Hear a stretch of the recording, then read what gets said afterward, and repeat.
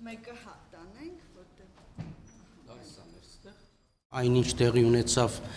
25 տարի առաջ, այնինչ վերաբերում է Ղարաբաղի անկախությանը, դա ոչ միայն ունի ազգային նշանակություն, այլև ես կարծում եմ ունի նաև միջազգային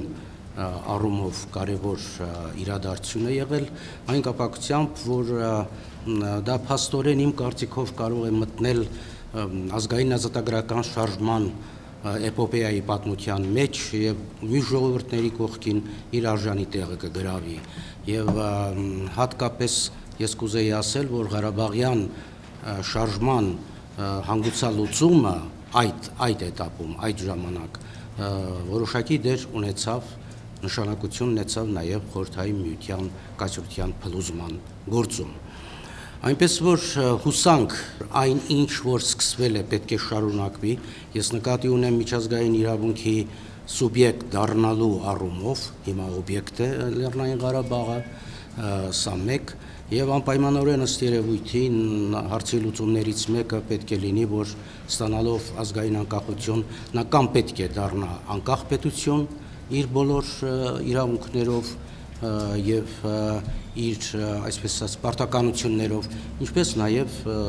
ես կարծում եմ, որ ճիշտ կլիներ, որպեսզի միանար եւ Հայաստանի հետ դառնար մեկ ուրեմն պետականություն, մեկ պետություն։ Ղարաբաղի հարցը հիմա փաստորեն կիսասառեցված վիճակում է, դուք գիտեք, Հայաստանը չգնաց այն պահանջներին, որ դրվում էր Հայաստանի առաջ, եւ դա ամենաճիշտ լուծումն է ըստ երևույթին, ստատուս քվոն պահել այնքանով որքանով որ հնարավոր է։ Դուք լավ հիշում եք երևի, Աքվիլից հետո երբ որ բացահայտվեց մադրիդյան սկզբունքները, այնտեղ սևով սպիտակի վրա գրված էր այն, ինչ որ ես հիմա եմ ասում։ Եվ ինչ որ բոլորը ասում են, որ Ռուսաստանը ուզում է դա անել, իսկ Ամերիկան ուզում է ստատուս քվոն պահել։ Այդպիսի բան գոյություն չունի։ Եթե դուք որևէ մեկը գտնի մի փաստաթուղթ, որտեղ նույն Ամերիկան եւ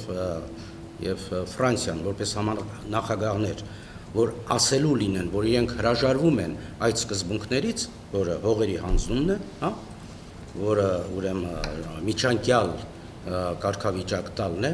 ես ներողություն կխնդրեմ ձեզ, բայց այդպիսի բան չկա, դա մնում է ուժի մեջ։ Առ այսօր դա նաև Կազանյան փաստաթղթում է գրվում այդ մասին։ Եվ ադրբեջանցիները, որ անընդհատ մի երկու օր առաջ էլ կարծեմ Մամեդյարովը ասեց, որ լավ ինչ որ բաներ է սպասվում Ռուսաստանը, բան ոչ մի բան չի սպասվում։ Պարզապես Հայաստանը կարողացավ կոշտ դիրքորոշում գրավել, որը պետք է ողջունել միայն, եւ Լեռնային Ղարաբաղը փաստորեն դառնում է խնդրի, կարծես թե ծանրության լուծման կենտրոն, եթե ծանրության կենտրոն, այո, եթե հիշում եք նախագահը ասեց, որ իրենք պետք է այդ հարցը լուծեն, իրենց հետ պետք է բանեն։ Իհարկե այս բոլորը չի ասում այն մասին, ես պատասխանում եմ ձեր հարցին, որ դա եթե սառեցված է այսօր վիճակը, եթե չի գնում ուժեղ ռազմական գործողություններ, դա բոլորովին չի նշանակում, որ ռազմական վտանգը, պատերազմի վտանգը անհետացած է եւ կախված չէ, ամեն րոպե դա կարող է լինել։ Մենք պետք է դրան պատրաստ լինել, բայց դրա կողքին պետք է զբաղվել այն խնդիրներով, որով Հայաստանը պետք է զբաղվի։ Դա ուրեմն եւ ռազմական, այսպես ասած, ամրապնդման հարցեր, դիվանագիտական խնդիրներ կան այստեղ շատ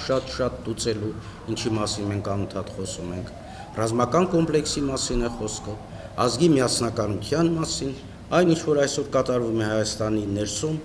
դա բոլորովին չի նպաստի Ղարաբաղյան հարցի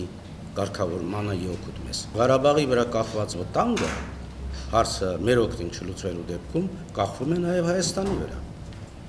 Հիմա դուք կարող եք հարց տալ, իսկ ինչ օրենքների համաձայն։ Եթե վերցնեք ուսումնասիրեք անգամ Միավորված ազգերի կազմակերպության բազմաթիվ օրենքներ, գործող օրենքներ,